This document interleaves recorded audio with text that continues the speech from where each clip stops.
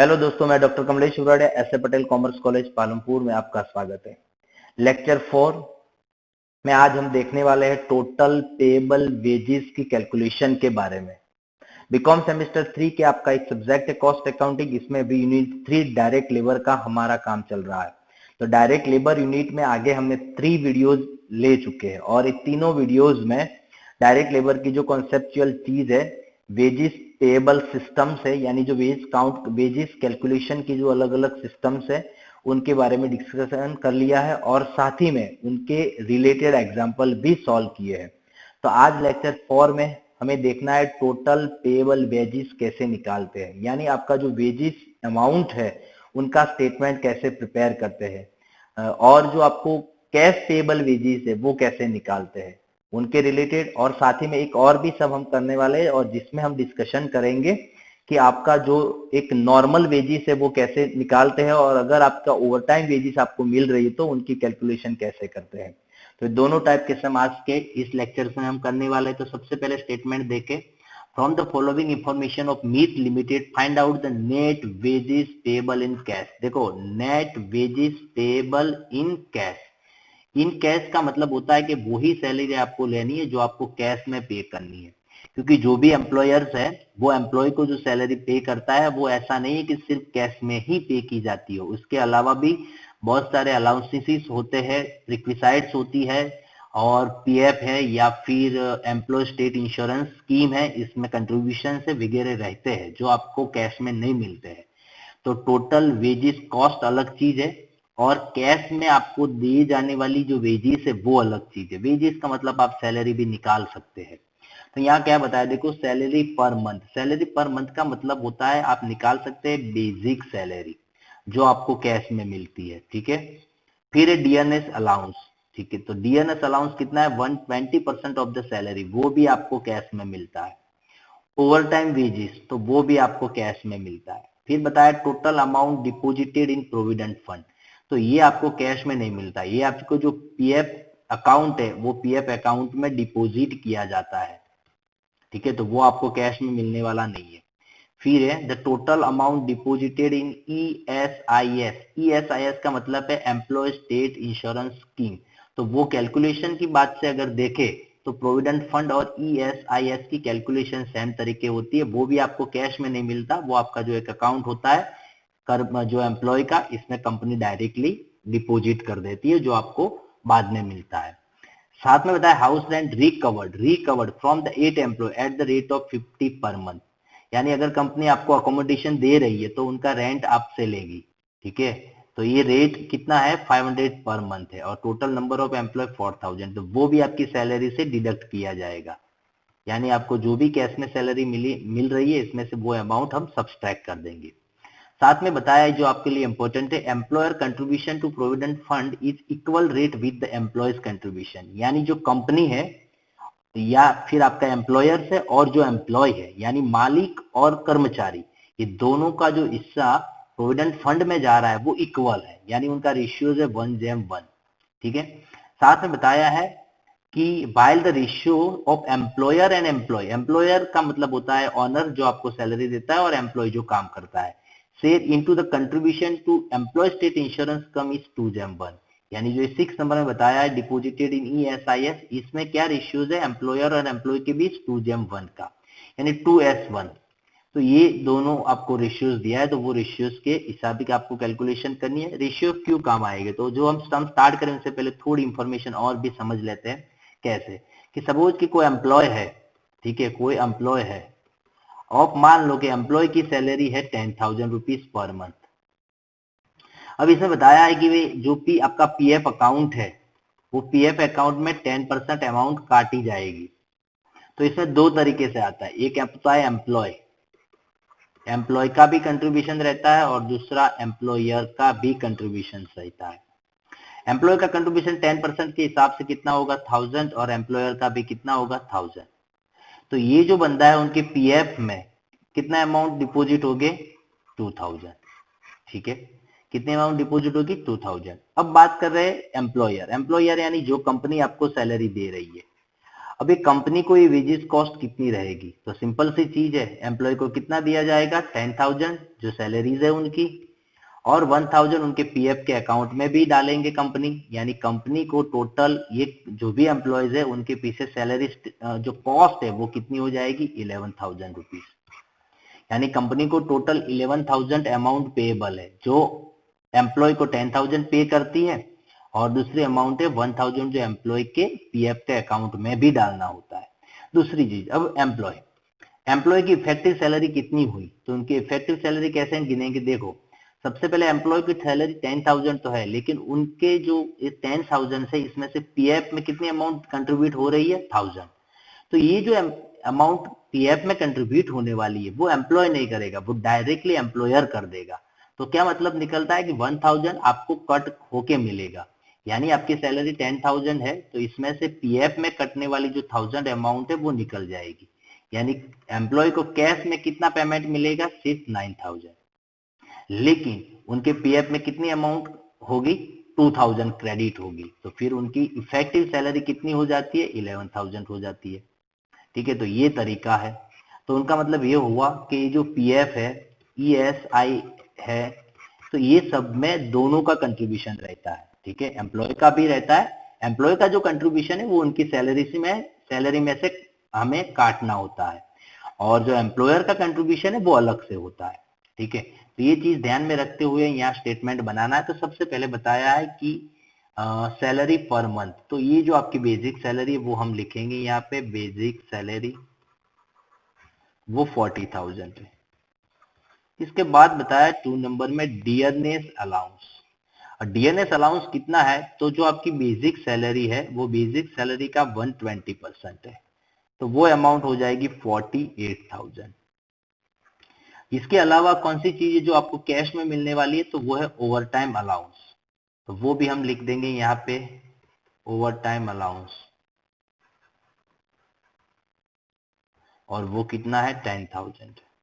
ठीक है, इसके अलावा जो 4, 5 और 6 नंबर की अमाउंट है वो डिडक्ट होने वाली, वो आपको कैश में मिलने वाली नहीं है। तो कुल मिला के आपकी जो सैलरीज है वो कितनी हो जाएगी यहाँ पे 98,000। ठीक है कि नहीं, कितनी हो जाएगी 98,000 होगी, तो ये लिख रहे हैं हम यहाँ पे, और इसमें से माइनस करेंगे यानी डिडक्ट होंगे जो आपका डिडक्शन है वो, तो डिडक्शन में सबसे पहला होगा कि एम्प्लॉय, देखो आपको याद रखना है employee contribution in PF, employee का कंट्रीब्यूशन, एम्प्लॉयर का नहीं, एम्प्लॉयर अलग से करने वाला है, एम्प्लॉय का जो कंट्रीब्यूशन है वो उनको जो सैलरी मिलती है उसमें से ही काटा जाएगा। अब वो है कितना, देखो टोटल एम्प्लॉयर और एम्प्लॉय दोनों का जो कंट्रीब्यूशन है वो 6,000 है। ठीक है, कितना है 6,000, लेकिन यह बताया है कि दोनों का रेट क्या है, इक्वल है, यानी 1:1 के रेशियोज में डिवाइड होता है। 1:1 का मतलब होता है कि 3,000 अमाउंट एम्प्लॉयर कर रहा है, 3,000 एम्प्लॉय कर रहा है, तो एम्प्लॉयर तो अलग से देने वाला है, लेकिन एम्प्लॉय का जो कंट्रीब्यूशन है वो इसमें से काटा जाएगा, तो फिर एम्प्लॉयर का यहाँ कंट्रीब्यूशन कितना है 3,000 है।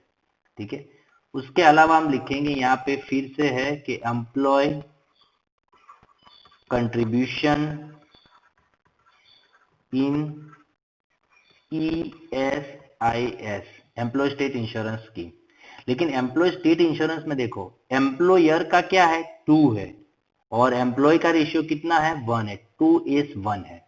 अगर 2:1 है तो फिर एम्प्लॉय का तो सिर्फ 1 है, तो टोटल जो 7,500 है इसमें से एम्प्लॉय के खाते में कितना आएगा, सॉरी एम्प्लॉय का कंट्रीब्यूशन कितना होगा 1/3, तो ये अमाउंट हो जाएगी 2,500। और थर्ड वन है हाउस रेंट, हाउस रेंट कितना है और कितने एम्प्लॉयज है दोनों लिख देते हैं।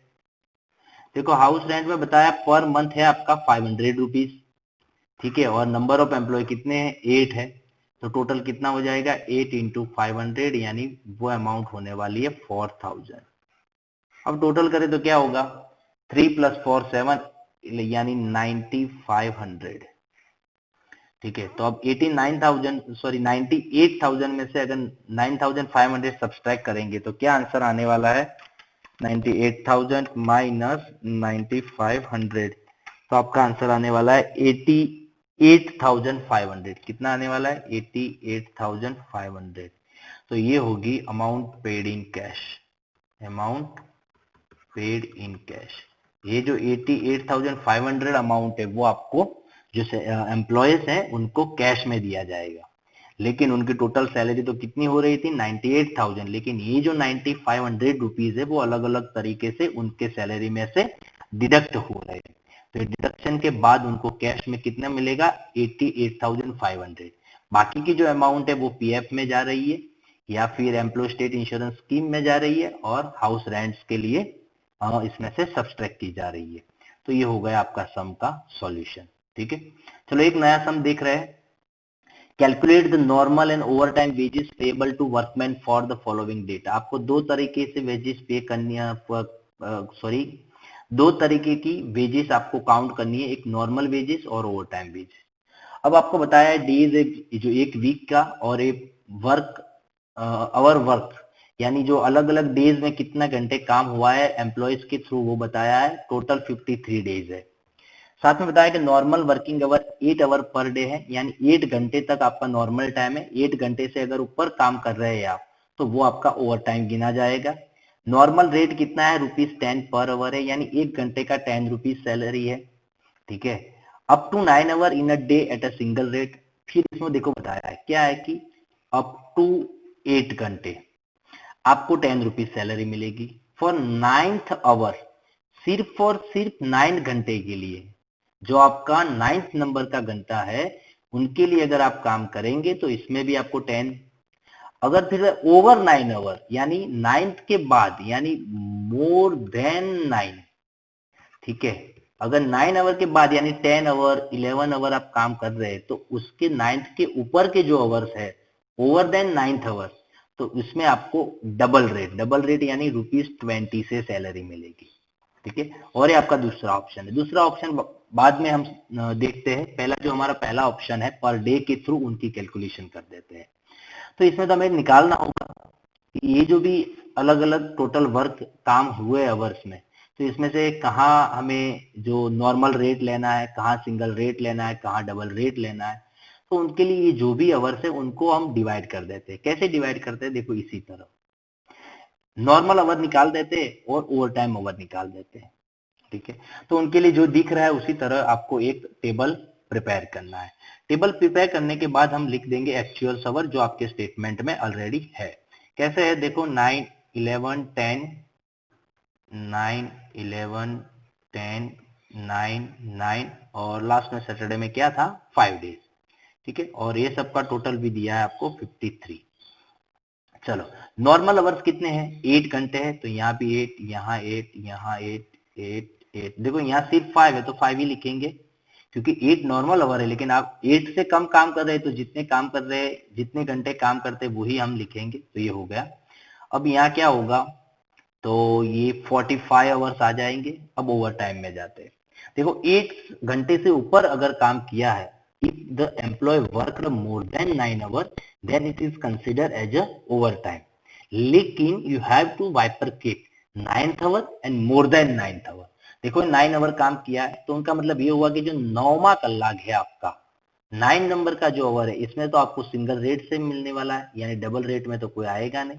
अब 11 8 घंटे तो नॉर्मल में चले गए, 9 घंटा यहाँ लिखेंगे। 9 के ऊपर कितना होगा? 10 और 11 यानी 2 घंटे, जिसमें आपको डबल रेट मिलने वाला है।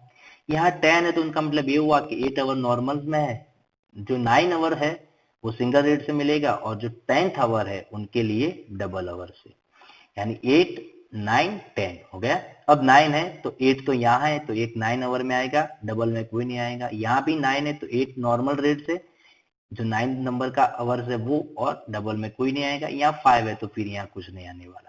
तो कुल मिला के जो आपका 9th आवर है, यानी जो आपका 9 नंबर का आवर्स है इसमें आपको सिंगल रेट से मिलेगा और इसमें कितना हो रहा है? 5, और डबल रेट में कितना आ रहा है? 3। ठीक है, अब हमें कैलकुलेशन करना है तो कैसे करेंगे? सबसे पहले लिख रहे हैं यहाँ पे कि नॉर्मल वेजेस,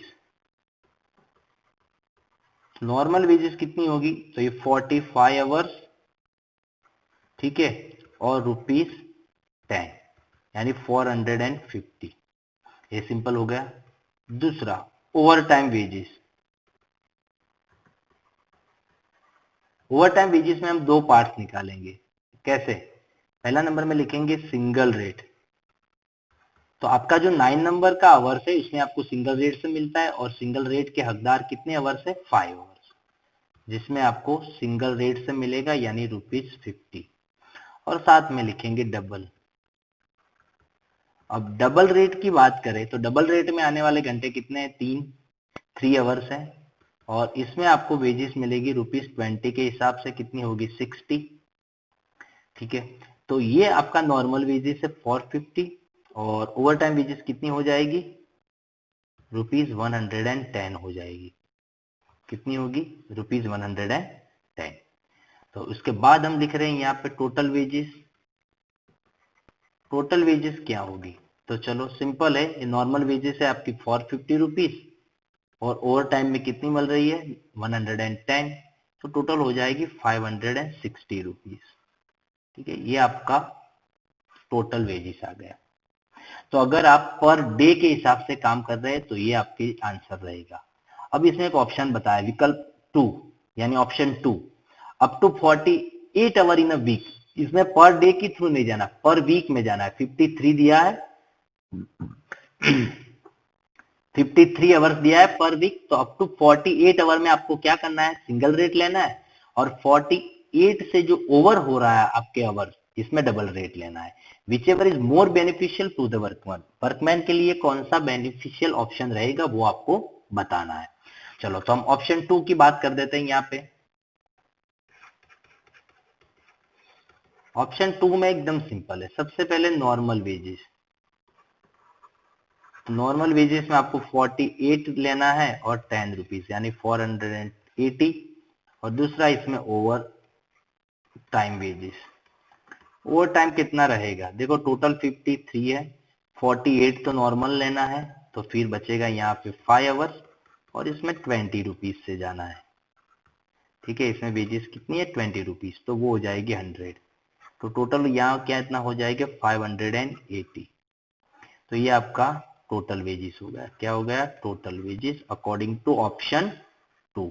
तो which one is more beneficial? देखो यहाँ 560 मिल रहा है, यहाँ 580 मिल रहा है, तो obviously option 2 is more beneficial. तो हम लिख देंगे ऑप्शन 2 इज मोर बेनिफिशियल